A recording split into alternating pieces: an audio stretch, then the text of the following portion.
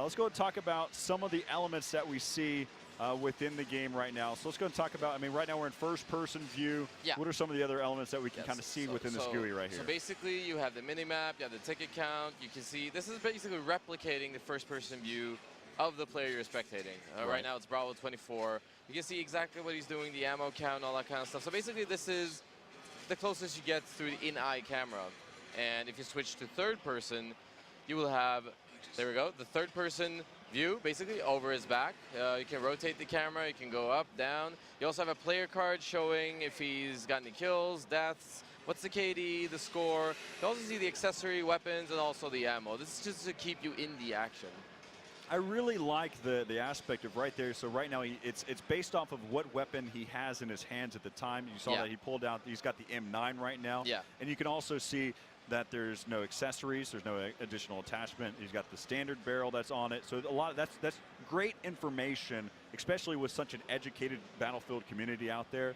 That type of information is key and pivotal looking at the game. Also, like you stated, you see how much ammo he has. Just the good facts right here in this point. Something I'm going to ask a question right off the bat, though. How is the Q and E? So I see those are going to be your previous and your next. Yeah. But how is that? Is that based off of the geography, how close they are to someone else? Is it based off of how they are on the scoreboard? It's based off how they're structured in the scoreboard, basically. Okay. Yeah. So that was third person. And the scoreboard, right, we have it right here. If you click one player's name on the scoreboard, that will take you to the first person view. That's a quick way of spectating someone. That's a beautiful thing. So you have different ways of joining in. When we first designed this, let me stop right there and just say, we as in we the team. The team who has been making this is an absolutely amazing team. They're fun to work with. They're super professional, and look at what they've done. They've done an incredible job. And also to our game team over here, we blew it away yesterday at the press conference. I mean, absolutely amazing. So all the love to the team. And every bit of that was live. Yes. There was nothing that was, there was no video rendering. There was no, they weren't just standing up there, just hanging out. There were 64 players out there. Yeah. The fact that they had Carl Magnus out there on a tablet in this early stages of Battlefield 4. That was phenomenal for me. Let's continue talking a little bit more about this. So again, like you had mentioned, the first-person view, you've got your mini-map. This is basically copy-pasted from what you see in the first-person view of an actual gamer. And the third-person view is, of course, third-person. The free cam view, this is my favorite, though. You have 5 different free cams. Right. And with these 5 different free cams, if you spectate with one free cam, like we're doing right now, floating around and then switch to another one, you will have another free cam view. If you switch to another one, you'll have another one. And you can alter the speed of the free cam. You can place it anywhere, and you can always go back to the same spot, and it's pinned down.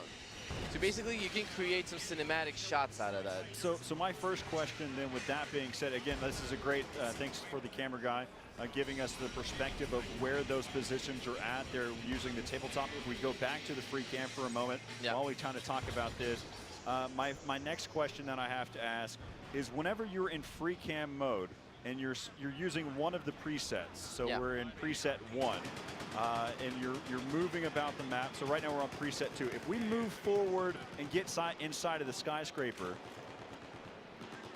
and then go to preset 1, and then come back to preset 2, are we where we first began, or are we where you're always where you now? drop the camera. So basically, see yourself as a stick figure walking with the camera. If you switch to another one, you've dropped that camera at that spot where you picked up the other one. So there we go. That's how it is.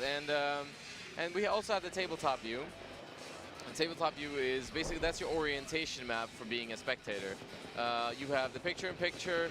You have, if I press, you see the green helicopter over there. See the green That's helicopter. pressed, and you can see all his squad mates. If I press another squad, I can see the other squad mates. Getting the chance to actually see those rockets come out and actually see the shots being fired. That's something else. You can see where all the infantry is at, where all the vehicles are at. This is your orientation map. So you can also see your place cams everywhere. And if you can zoom in with the scroll wheel, you can just check everything out. And I love the tabletop view. I love it. It's really good. So one of the things that whenever I watch any other games, one of the coolest things that we always talk about is having the ability to see the overview and click Yeah. what player we want to see Yeah. right then and there. I think what's And you great can is do that as picture well. in picture, If you click a player, you will go into the first-person view. If you click a vehicle that's being taken by a player, you get into first-person view. So that so that alpha member right there was just Yeah. selected. And when we designed this, I mean, we took a look at spectator modes all over, all across the years, and we looked at esports spectators. And for major esport events, major esport games, it's cool to have a good spectator. But spectator from the original part of esports was only for seeing if anyone cheats, like way back in the days. Yep, yeah, you're right, exactly. And it's evolved through Twitch and through everything going cloud. It's evolved to like a big spectator sport. Keeping that in mind, and then going over to seeing that, okay, our movie guys, we have a lot of people who make movies in Battlefield. A ton. And they can make some amazing movies Only in Battlefield. using this. Yeah, exactly, only in Battlefield. So we combine those two worlds, and as it says, this is pre-alpha. There are more really cool stuff coming to complement the spectator mode on launch.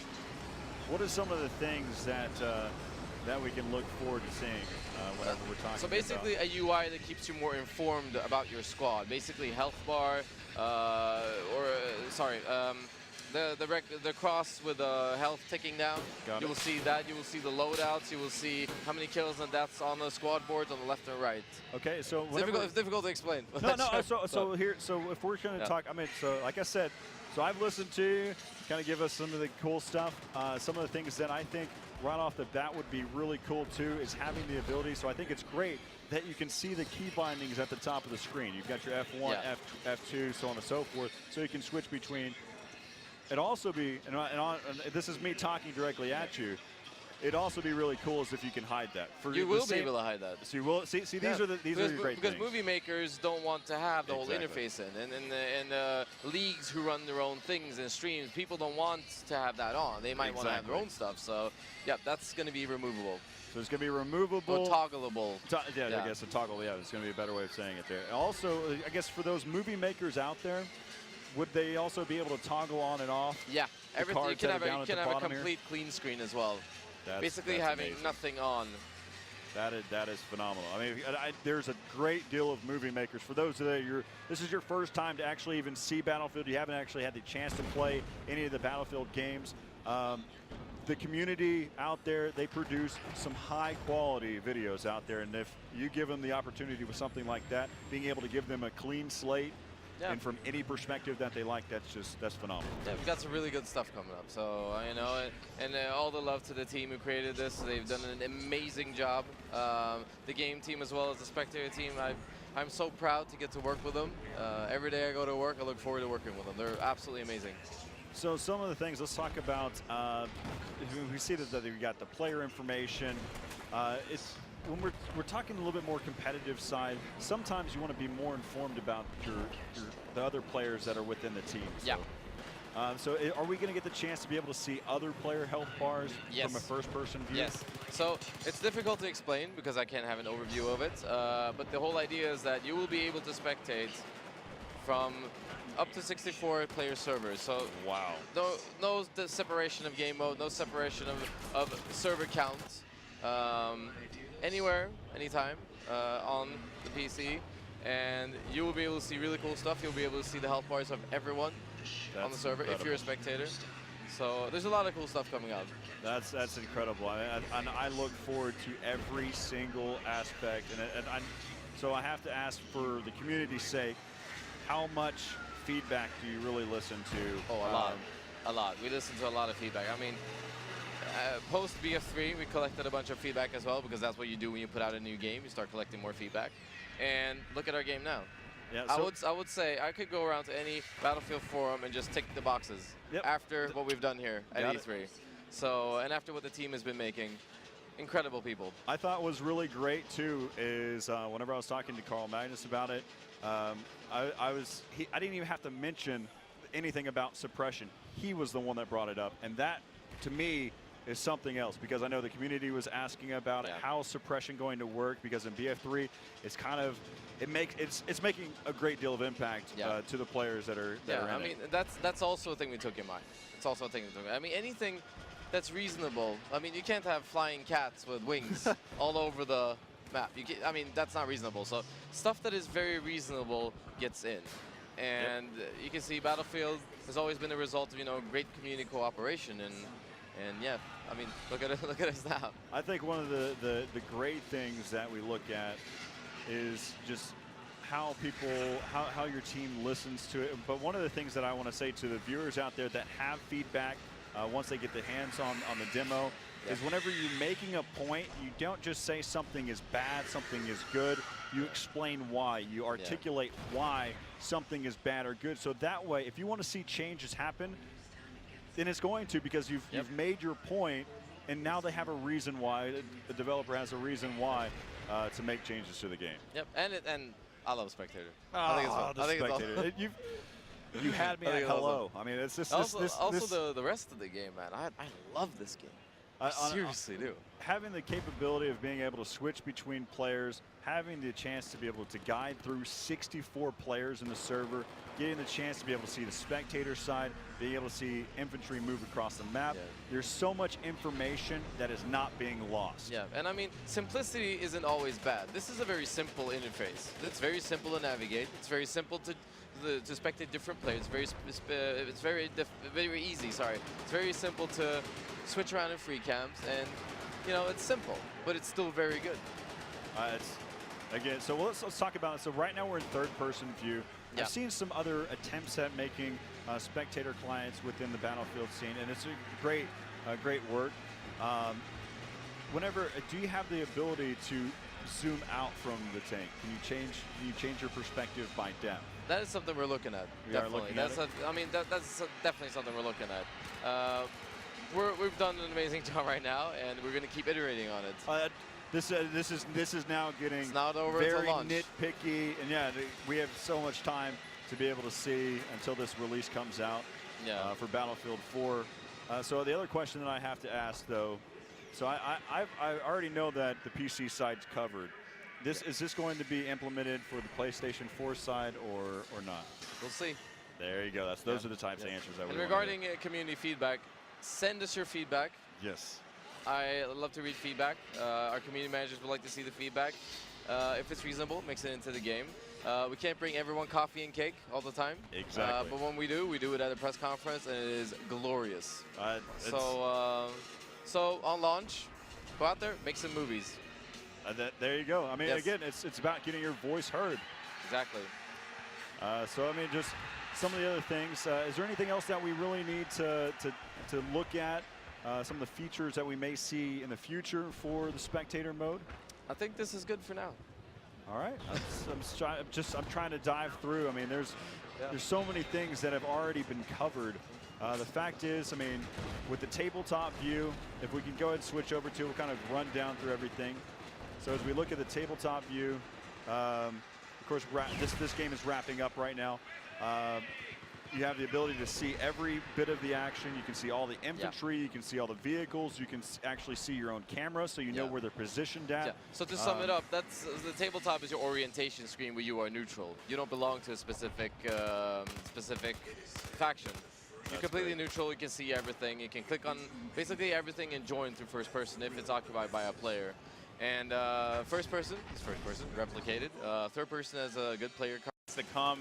So as we look here, we see some of the action going down. Now, when you guys get together for your playtest sessions, how do you guys organize your attack here? Do you guys always go to destroy the skyscraper? Do you try and defend it so that this way you can get the upper ground? What is the idea here for an attacking squad? What do you guys think?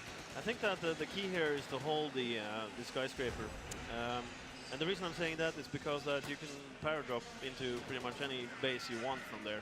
So if you get infantry up into the top of the skyscraper, they can pretty much access the whole map, which is a huge tactical advantage in this map. Now, the other thing I'm curious about, how do you go about defending the skyscraper, right? The bottom portion of it. I know it's a big thing is, keeping armor out, not pushing around it, but what do you guys do? So first of all, I think you need to control the bay. If you're using a boat to control the bay area and not have people trying to take the building down, to keep the skyscraper intact if you have the top of the skyscraper, you want to keep it. That's probably, and then you need to control the bay because that's where the weak points of the skyscrapers are. Is that? Oh, Oh. that poor guy. Yeah. You know, you don't take a gun to a car fight. Yeah, I mean, really, so you do want to control the bay. Also, Yep. when you secure C, you also get the gunship, which if, you know, your commander is paying attention, Yep. you can deploy, and that could cause a lot of problems. Now, can the gunship attack land vehicles as well? Yes. Is it that effective? Yes, yes. The gunship is mainly a ground attack vehicle, so to basically have access to these cannons that you can shoot down on the ground, it's quite powerful cannons that you use. The thing is that if you take the skyscraper down, there's another incentive to take it down if you're on the other team. Oh, no, they left him. Yeah, because then you get all this dust like that covers the map. Yeah, we And did this talk makes it- about that. Yeah, it makes it a little bit difficult for the gunners in a gunship to actually hit something on the ground. Then you're more required for people to spot things, and you need more intel basically in order to use that gunship really well. So I would say the tactic B is like capture the skyscraper and keep it. And Keep it also, intact. don't destroy your helicopters. Also, yeah, don't destroy your helicopter. You really, really do need your helicopters. Yes. So we are looking here, Bravo 30, one of the 64 players that are playing in this play session right now. And you can see the Bravo Commander up top, Commander mode, the feature that has been brought back from Battlefield in the past and has received a lot of praise from the community. From what I understand, a lot of people are like, I just want to play it. I just want to mess around with that. It certainly is a very cool feature. So when you look at what the commander could do, how, if you don't mind me asking, how do you guys go about choosing who is the commander? Is that something that is being done right now? Like, think like, okay, how are we going to implement this in matchmaking and servers, or is it like teammates vote their play, their So teammate we there? will have a system that I think people will find fair.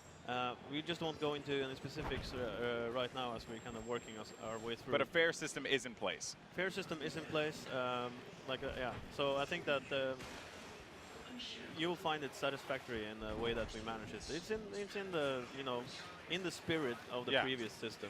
Obviously, you know, there's a lot of new things that have been revealed, and there is a lot of stuff that, as time moves on, is going to be announced and shown. So, you know, hopefully a lot of people out there are pleased with that, because, and I think that they will be. I think that they, you know, I think they trust your judgment, your guys' judgment in bringing a fair and just system for commander mode. I know that I'm excited. I want to be a commander like all the time when I play this game. I actually don't. Don't get me wrong. I'm pretty good on the ground, but I just want to shoot some artillery at people.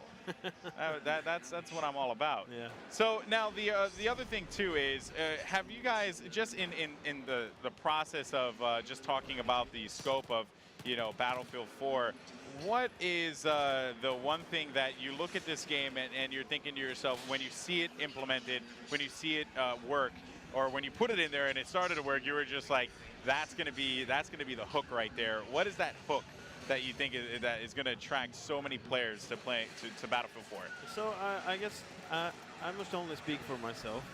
I can't really. So what's your hook? What's exactly. your hook? Let's base this on me.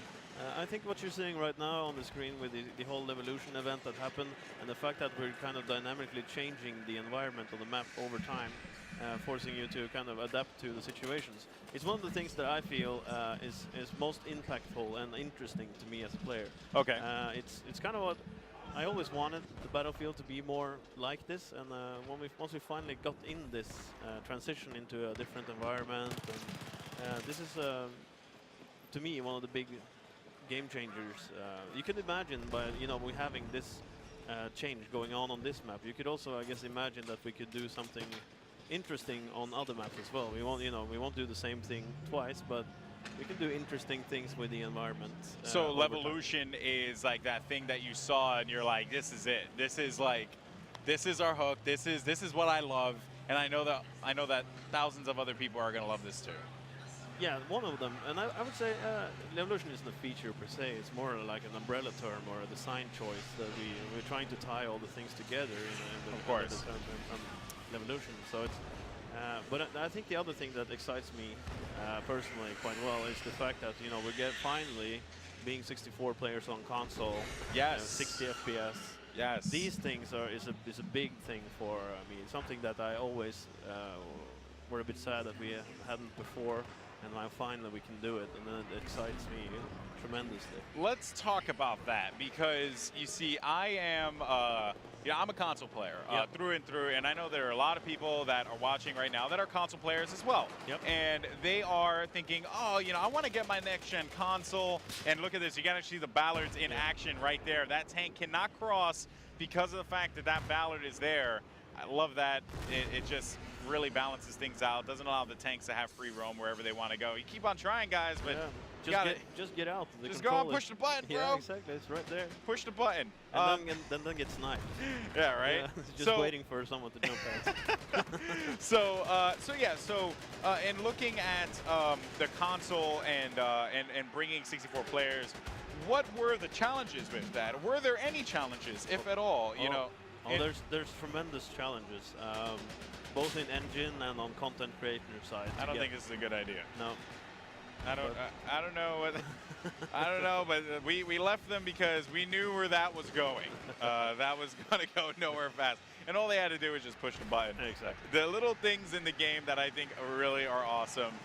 So before we go into the little things, let's talk about this real quick. Let's talk about the next-gen consoles 64 player maps.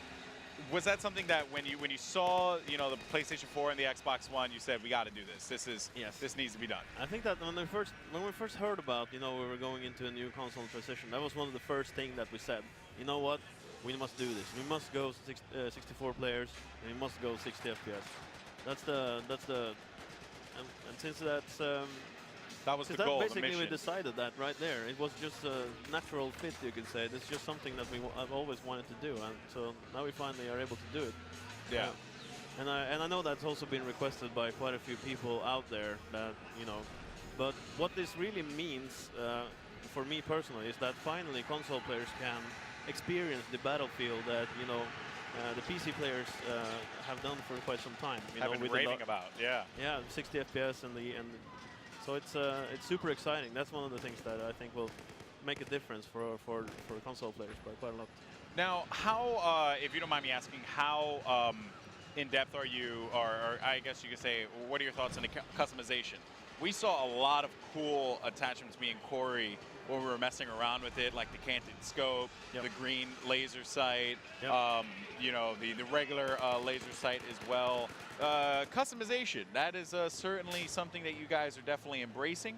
As you did with Battlefield 3, is that, is what we're seeing right now, we're going to see more down the line? Is that like a taste of the treats that we're going to get when we hop into the battlefield? Yeah, absolutely. I think, from top of my head, I don't remember how much pieces of customization you have right now, but there's it's so a lot. It's so much more. There's a lot. We added customizations to sidearms, which I'm quite excited about.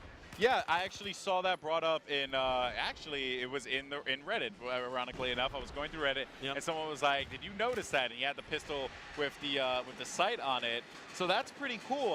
Definitely something very different for Battlefield that hasn't been done before. Do you like that personally? Is that like something that you think about? You're like, yeah, I really do enjoy scopes on my pistol. I remember playing recently, and there's quite a few people. It was a point in time where the DICE people had access to a gun with that no one else had access to. Which I think it was like a gun with a silencer or something like that. And people were like, "Oh, Alex, you need to die so I can pick up your weapon and try it."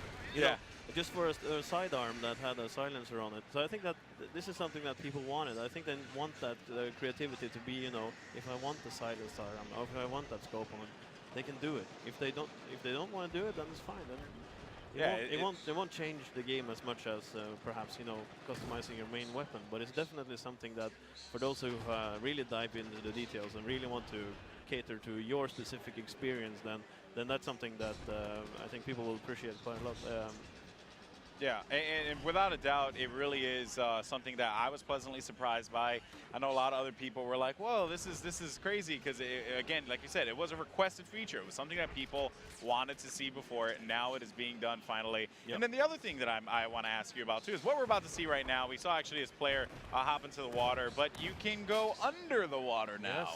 Yes. What's up with that? I mean, how why put that into the game? Did you want to get those cool epic moments where they come through the swamp like a bunch of like a bunch of bad guys just doing their business? No, it wasn't actually that. It was just that when we started, you know, we added these networked waves, right? Okay. So basically, you can have big waves networked, so you can drive boats across, you know, basically rolling sand dunes that are changing the environment all the time. So when we started to play around with, you know, this in multiplayer specifically, and so we realized, you know, it feels a bit stale now that we need to add more interesting things to do in the water. Yeah. Exactly. So one of the things that was a big problem in previous games when you were in water, you were basically a sitting duck for people to shoot you. Yes. So basically we wanted to, okay, so what can we do here? Okay, let's dive under and see, and so you can swim for a little while, and basically that's a way for you to escape. The second thing there is that you can use your sidearm Okay. while swimming. And Okay. yeah, so you can shoot.